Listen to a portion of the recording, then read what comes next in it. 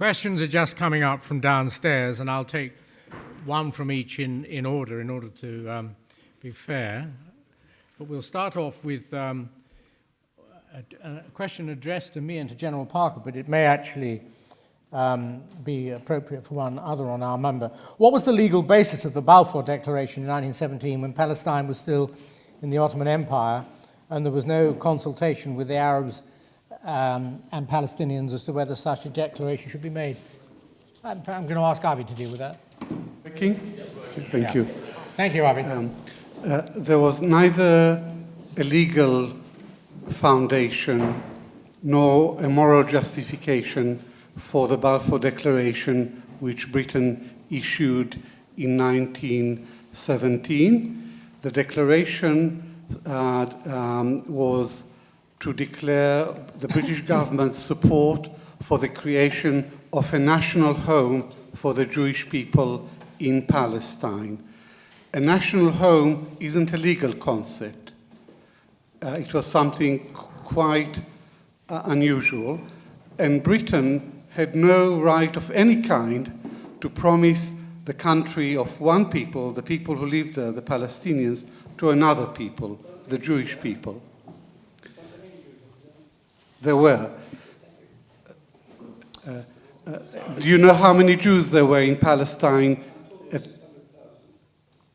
No, there were 600,000 Arabs and 58,000 Jews. So the Jews were 10% of the population of Palestine in 1917. 10%. And yet, the British government supported national rights, collective rights for the Jewish people, and denied national rights to the majority, the overwhelming majority of the population. And there was a proviso that the British support is conditional, that Britain would only support a national home for the Jews provided it didn't prejudice the civil and religious rights of the non-Jewish populations. This is a very curious way to describe the majority, the non-Jewish community in Palestine. So this was a classic colonial document which promised the land of the majority to a very small minority. And the Arabs were never reconciled to the Balfour Declaration. They thought it is completely unfair and uncalled for and unjustified. And there have been two main terms of reference for Arab nationalists since the First World War until today. One was the Balfour Declaration, which is the symbol of the Western move to plant a Jewish state in the middle of an Arab area, an Arab region. And the other element was the Sykes-Picot Agreement between Britain and France, 1916, a secret agreement between Britain and France to divide the Middle East into spheres of influence. And this is a symbol to this day of Western attempt to control, to carve up, and to dominate the whole of the Middle East. Thank you. I'm going to ask the panel to be as short as they properly can in their answers so that we can get through as many, if not all, of the questions we've got. The next question... Point of order, can you take any supplementary to class? We had a long answer. Can we see how we do? And you can come back maybe later. Here's a question that I think either Dr. Tromp or General Parker may want to answer, but briefly. Is water the final solution? Is water the final solution? Quick answer from Dr. Tromp. No. Nick Parker, from your experience elsewhere. It's much more complicated than that, I think. I mean, it can be part of the problem and part of the solution, but it's not as simple as that.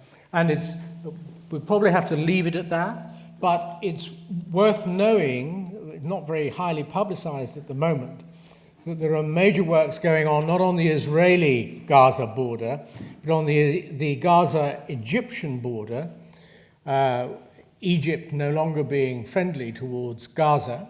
Not only has Egypt destroyed a great cordon of houses just across from the Rafah town, indeed part of Rafah, but it's doing extensive works which are having either the intended effect or the accidental or consequential effect of causing problems for the water processing plants in Gaza.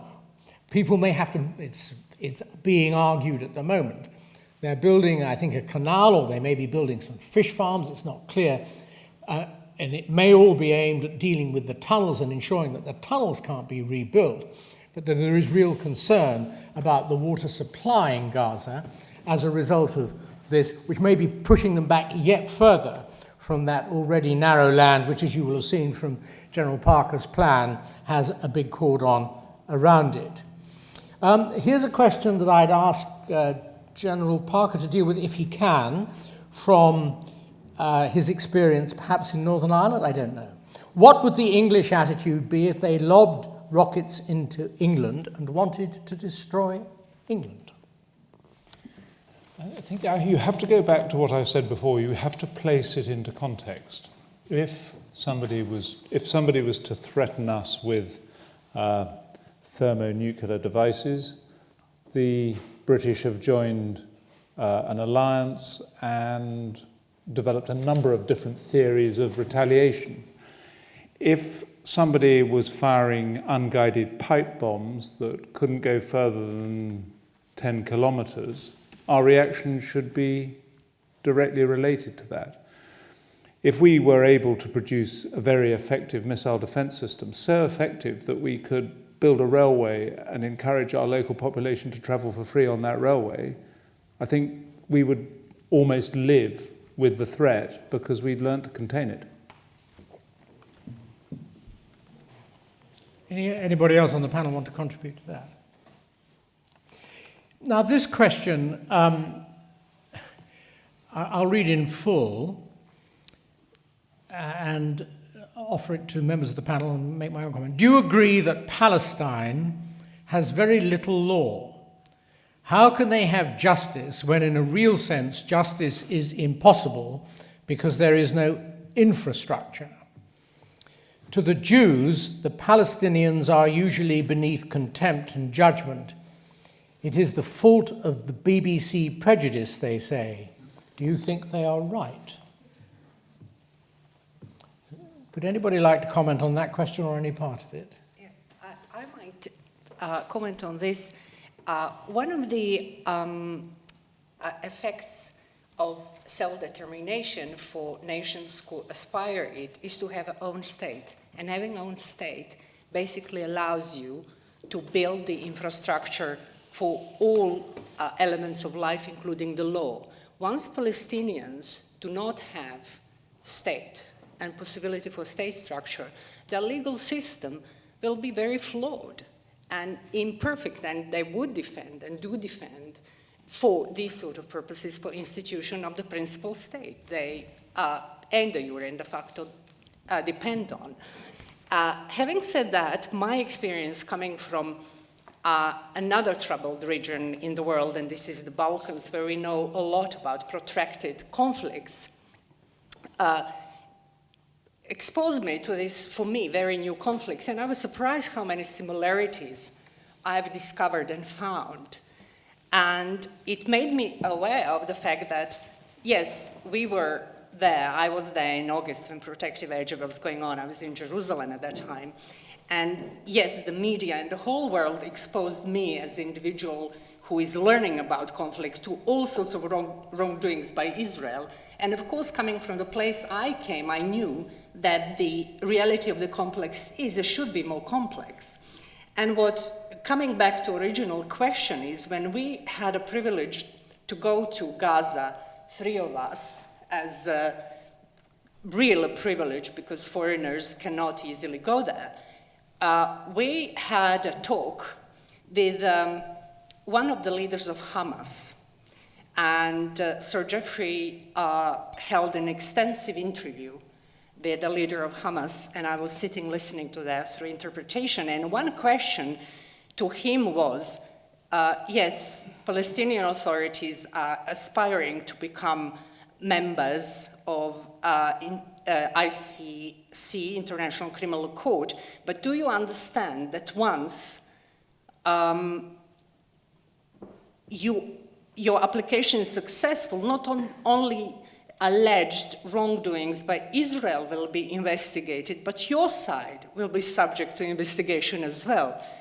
And somewhat to my surprise, at least, he said, we are ready. We are aware of what it bears, but we are ready to be investigated and we will comply with the international legal system. I'm not a lawyer, but it does seem to me that the Palestinians are well advised to rely on a legal framework and on international legality in pursuing this conflict, this dispute with Israel. The Palestinians, over time, have tried various strategies. They tried the strategy initially of the armed struggle. The armed struggle didn't liberate a single inch of occupied Palestine. During the Oslo era, they turned to diplomacy, to direct negotiations with Israel. The Oslo Accord had many faults, but it was a positive move in the right direction. But the Oslo Accords, from the Palestinian point of view, in retrospect, have been a complete failure, because 20 years on, they still don't have independence on even 22% of historic Palestine, which was the basic deal struck at Oslo as they saw it, that they gave up their claim to 78% of historic Palestine, and in return, they hoped for independence and sovereignty over the remaining 22%. It was not to be. And the current strategy is to rely on international law. I will let you come in, Baroness Deitch, in a minute. This is the final point, that now there's been a shift on the Palestinian side to rely on international law, hence the appeal to the International Criminal Court with a charge of Israeli war crimes that are said to have been committed in the last Gaza conflict. And it seems to me that the Palestinians, that international law does support the Palestinian position on most, maybe 90% of the final status issues, because much of what Israel does in the occupied territories is illegal. The settlements are illegal, every single one of them. The annexation of Jerusalem is illegal. The blockade of Gaza is illegal. So the Palestinians are quite doing the sensible thing in trying to conduct this conflict with Israel within the framework of international legality. Did Baroness Deitch want to make a short point? Just wanted to say, why didn't the Arabs accept the state that was offered to them in 1948? And also, I think the audience should know that they have been subjected to the most inaccurate, one-sided history of Israel that I've heard in recent years. Well, let me just I'll give Professor Schlein an opportunity to deal with that. And Baroness Deitch, thank you for your contribution. I was going to ask you a question in any event and gently remind you that you were offered the opportunity to be on the panel to express your position. Avi?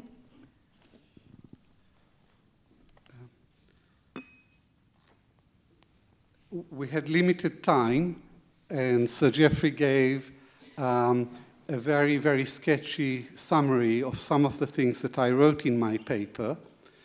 But I have written a book.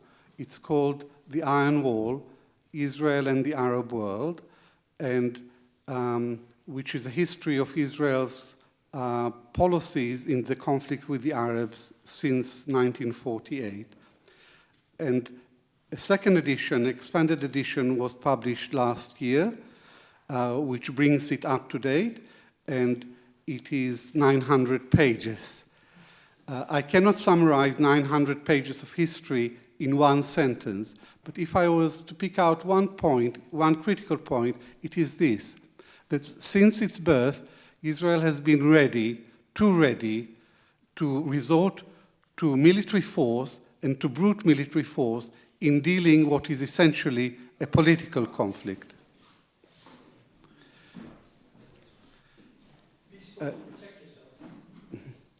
And I will now say something. No, I'll complete what I began to say, which is Israel has been always ready to resort to military force, and in the last 6 years, it launched 3 major military assaults on Gaza. And Israel has been reluctant to engage in serious negotiations between equals with the Palestinians to deal with the conflict between them, with the exception of Yitzhak Rabin and the Oslo agreements. Now, if I may, I'd like to end on a personal note, which is that I'm an Israeli. I served in the IDF. I did national service in the mid-1960s. I served proudly and loyally in the IDF because in my time, the IDF was true to its name. It was the Israel Defense Force. But after the Six-Day War, everything changed. Israel became an occupying power. Israel became a colonial power. And the IDF was changed from a very effective regular army into the police force of a brutal colonial power. Thank you very much. Nena, did you want to...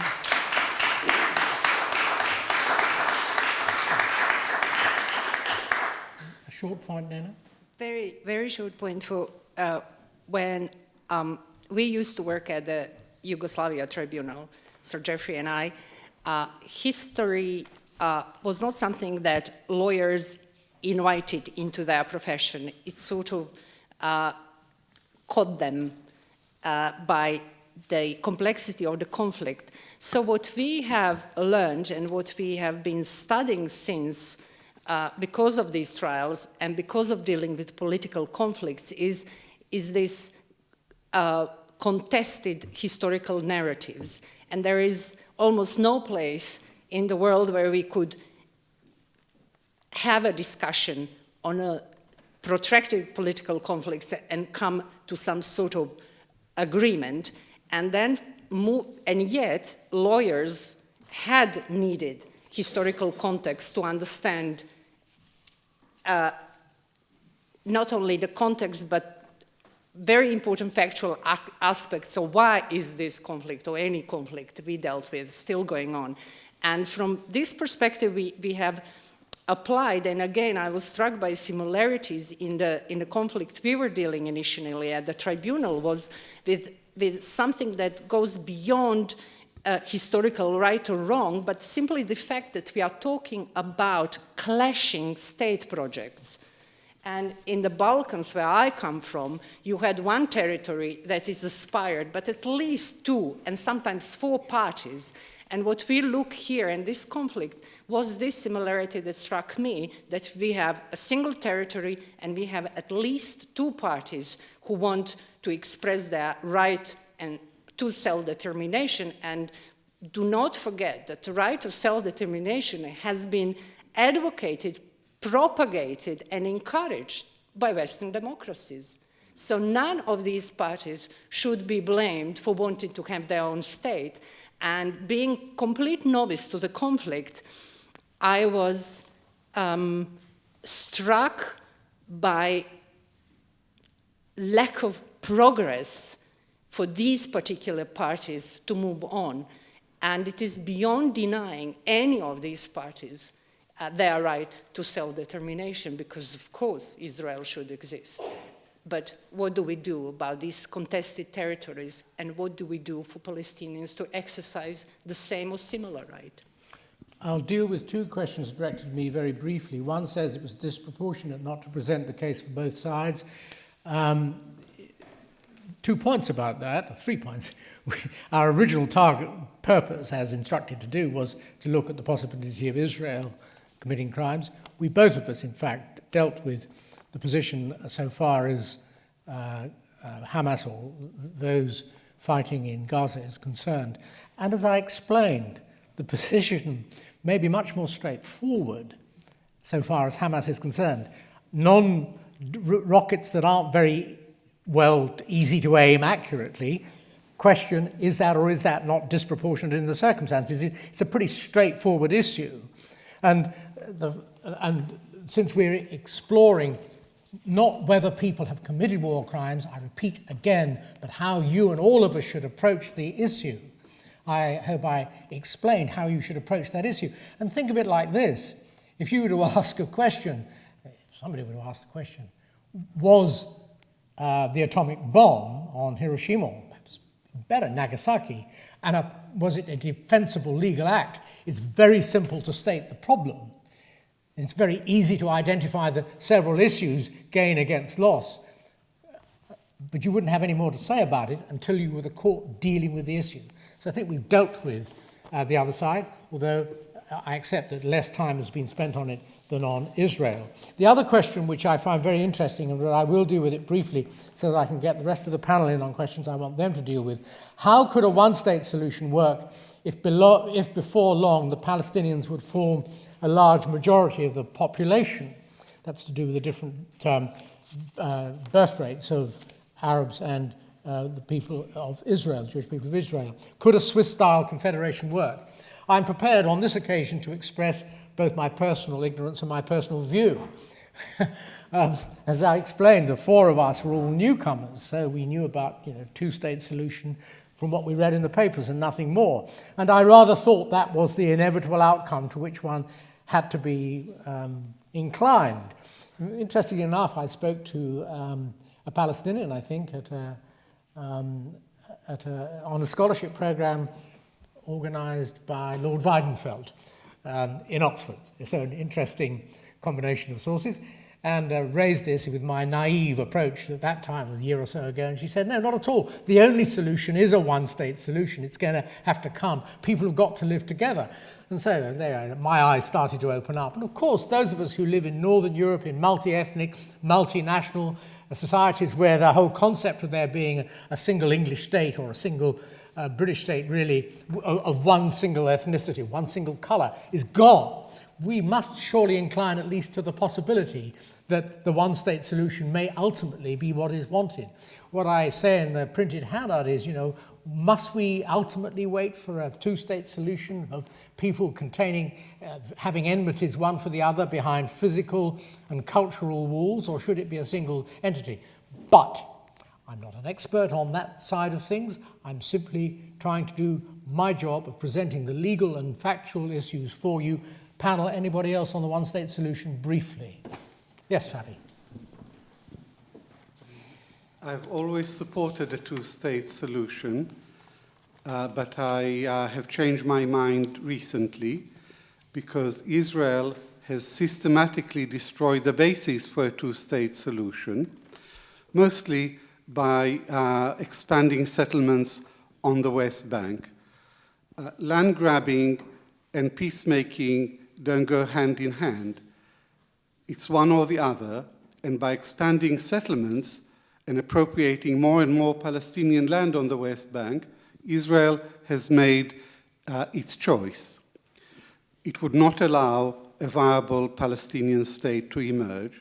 And if there was any doubt that this was the policy of the present government, before the last Israeli election, Benjamin Netanyahu stated openly that there will be no independent Palestinian state on his watch. So Israel had the option of the partition of Palestine, and Israel has rejected it and destroyed the basis for a two-state solution.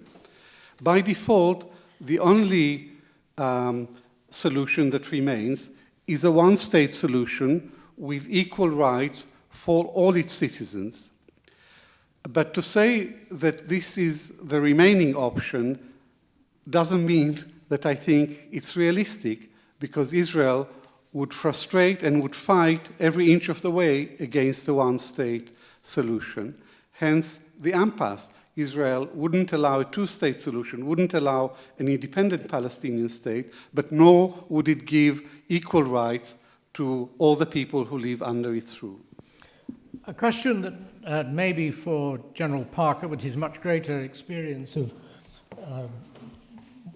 different conflicts than any of us, I suspect, a great deal of Israel's defense of its position is based on the notion that Hamas and the Palestinians are terrorists. But was not Israel's initial establishment and subsequent maintenance based on military terror? Is it not ultimately a terrorist state? Now, do you have experience of terrorist states, Nick, that you want to refer to, or if not, any of the others, either of the others? The point that I would make is that my examination of this was from a technical military perspective. And if, in the case of Operation Protective Edge, what you call your respective foes, I mean, the IDF is not a terrorist army, it's an extremely well-organized defensive, highly professional defensive force, very effective. I have to say that the Hamas operator is also not a terrorist in the truest sense. He is, or she is, someone who is driven to take military action by the circumstances within which they exist, which is hemmed in and with very limited resource, and therefore having to recourse to certain actions in order to fight, to take part in the process of combat. So my view, looking specifically at this, is that you have a very large, very effective, very capable war machine on one side with an extremely loose, difficult, embedded resistance organization on the other. And it's quite difficult in those circumstances to define what a fair fight is. Indeed, that may be completely pointless. What I've been doing is looking at the reaction following attacks, rocket attacks on the one side, and ground attacks on the other, the reaction of the respective military organizations. And I've made the point about tactics such as Dahir tactics, mowing the grass, knock on the roof. These do not appear to me to have the effect that I would expect with my very partial perspective, which would be to try to distance the local population from the people who are fighting by throwing an arm around them, by doing the sort of thing that we have tried to do in conflicts with insurgents. And you remember early on in Afghanistan and in Iraq, there was a long period where we called them terrorists, and then ultimately in the conflict began to call them insurgents, and the distinction is obvious. But if you're dealing with an enemy, to fight them and to try to crush them, particularly in such very limited terrain, will be extremely difficult. And I didn't see any evidence of an attempt to try to separate the innocent from, or the non-combatant from the combatant. Which means my conclusion is I don't think the terrorist idea, when you're looking at protective edge, is irrelevant. It's not a concept that has any relevance to me. And I must say, I think that in the few comments I had in the interval from people showed how valuable and thought-provoking is the military perspective. And in our conversations in Gaza last year, one thing that came through was the military approach to not the combat, but how you get out of the combat, indeed how you help the defeated party to make progress. I have expressed myself inadequately. Yes, then I'm going to come back to you, but just before you do, because no, I'm not going to forget you, because we're rationed as the time and we must be out of here at 1 minute to 8. Sir Baroness Deach was allowed to speak from the floor. You had a point. Do you still want to make it? It's just a small point about the Balfour Declaration. In 1917, we saw the map of the mandate that Britain had in 1917, which included what is now Jordan. And so I believe it was around 1922 when Jordan was in fact separated off and Jewish immigration into it, I think, was effectively stopped. So it all depends on that word in Palestine, that preposition in. It could mean inside Palestine, which is in fact what happened. Thank you. Naina, you had a point you wanted to make. Well, just a question to Nick, which from my side is a rhetorical question, but actually helped us non-military while we were in Gaza viewing the combat to explain and make things more clear to us. So when we were asking you, how would Hannibal procedure feature within British Army? Because there was a situation that your soldier or officer has been caught by the other side. And we had asked you how far, as a British officer, you would be allowed to go to rescue your combatant in action. And I don't know if you remember what you answered. I do remember, but what would be your answer now? If you remember, you remind me. You told us that this sort of decisions would be possible on a low level, commander level, but so each commander like Colonel Winter could make such decision like he obviously did in Rafah area in 2014, but before he could take such decision, it had to be a decision on very high level to give you as a ground soldier this possibility, and then you explain. All right, Nick, do you want to add to that? Do you remember? There are really 2 points. The first is if you're going to do something as a spontaneous reaction, which you have to if somebody is suddenly captured, you have to delegate the authority to do that to the very lowest level, so the reaction is fast. And you have to make sure that the level to which that authority is delegated has sufficient resource to deal with the challenge, the threat that it's confronted by. In my experience, if somebody were to be kidnapped, I would expect the operation to look as if it's designed to get the captured person back. What I saw appeared to me to be an attempt to destroy all evidence that there was in the area, all not evidence, but a massive retaliation that was clearly going to kill everybody.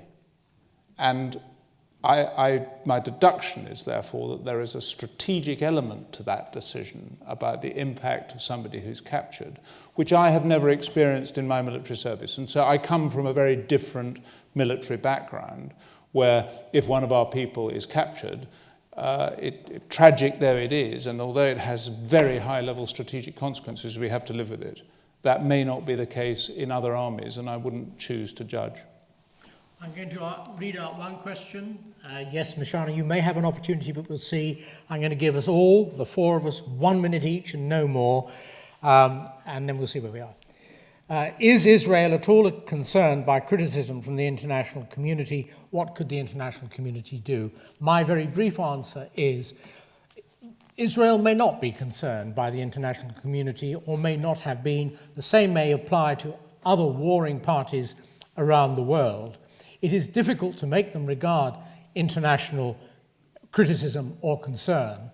The slow process of exposing conflicts to openness, accountability, and the law, even if not immediately effective, is one way in which you probably do raise the regard of warring parties out of fear for how they will be judged. Nick? My personal conclusion from this is that the challenge that I've faced in the military is ensuring that my subordinates in the chain of command act in a manner that is appropriate and demonstrates a degree of humility is possibly not the right word quite, but I expect the chain of command in any organisation that I'm in to be able to exercise restraint, to effectively to be able to apply the safety catch to actions that may or may not be possible. My experience when I examined this was that the rhetoric that surrounded the tactical level operation, the balls at the bottom of my chart, the rhetoric did not appear to me to encourage those sorts of acts of restraint. And I feel uncomfortable with that. Now, I do not believe that the fault lies at the soldier on the ground. I think it's terrifying to be a soldier in any context, and if somebody's firing at you, it is you are acting in extreme conditions. So both the IDF and Hamas are operating in extreme conditions. My concern is that the context within those extreme conditions was set meant that there is insufficient constraint being applied in a very, very professional, capable force. Naina, 1 minute, international community's criticism. I do not think that Israel is responding, and there are two major reasons, because global justice system, as we hoped in the 90s, would work well, doesn't work well at all, and why would Israel submit itself to accountability that is very selective and symbolic and doesn't apply to all wrongdoers in the world, and there are many. And secondly, political global currents do play in hand of Israel, because the growing Islamophobia simply allows for legitimate political and military concerns, and the longer Israel waits for any engagement in the international community, the new facts on the ground might play into Israel's political position and attitude. Avi? 2 points. One hasn't been mentioned before, and that is that Hamas, call it what you like, call it a terrorist organization, won a fair and free election in January 2006. Israel refused to recognize the Hamas government, and Israel did everything and succeeded eventually in undermining that government and splitting the Gaza Strip from the West Bank. And the second point is that there is a better way to deal with this conflict without all the bloodshed and destruction, and that is negotiations. And since 1994, there have been a series of ceasefire agreements, mostly brokered by Egypt, between Israel and Hamas. And Hamas has a very consistent record of honoring these ceasefire agreements. Israel has violated every one of these agreements, ceasefire agreements. If I sound dogmatic, it's not because I'm by temperament dogmatic, but because I'm a historian and I've examined the evidence, mostly official Israeli sources, and the evidence for what I've just stated, that Israel has violated every single ceasefire agreement, is in my book, The Iron Wall, Israel and the Arab World, and the evidence is incontrovertible. Thank you, Avi. Mishana wants 30 seconds, but you can have only 30 seconds. Thank you. And if you can't do it in 30 seconds, I'll throw you out. Mishana Hosseinian with the University of 30 Oxford. seconds. I'd just like to say that the international community has increasingly come out in support of a Palestinian state with a right to defend itself. The Palestinian flag was raised at the UN last week. European parliaments are recognizing it overwhelmingly, the Vatican as well. This is a sign that it stands in stark contrast to the fait accompli that Israel has created of a one-state Mishana, solution. thank you very much. Thank you very much. That's quite enough. Thank you very much for coming. We, the four of us, and Avi, that's Rodney Dixon and us, were very privileged to be allowed by circumstance to look at a really difficult problem and to look at it, as we hope we did, from as neutral a position as we could. We offer you nothing more than the route to your making a decision. Next month's lecture is on a part of this conflict that's already before the court, the attempts to block the blockade, but it will be set in a broader context, as the title reveals. Again, what can the ordinary citizen, you and I, do if we are like the onlookers at that fist fight? And we want to say to ourselves, for goodness sake, can't they stop, and how can we help them? Thank you very much.